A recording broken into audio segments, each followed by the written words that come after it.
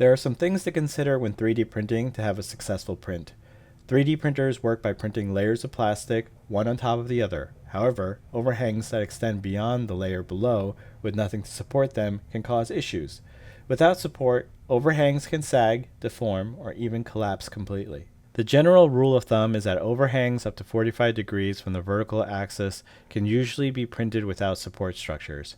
Anything beyond that may require supports or orienting the model more optimally. If your model needs support, go to Support, check on the box for Enable Support.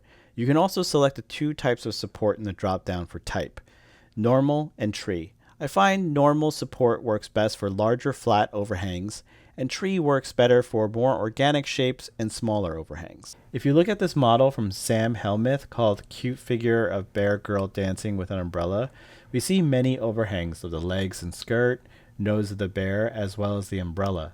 The model would be challenging to print with many supports. Fortunately, this model was designed for 3D printing and divided up into smaller parts so it can be oriented to print more optimally. There are times when the model we want to print is larger than the build area of our printer.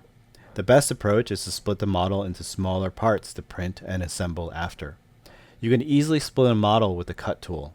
Doing this also offers the ability to orient the pieces differently. Supports are sometimes necessary no matter how you orient your model, but splitting your model can help cut down on support material and print times. In our next video, we will dive deeper into model orientation and model placement on the build plate.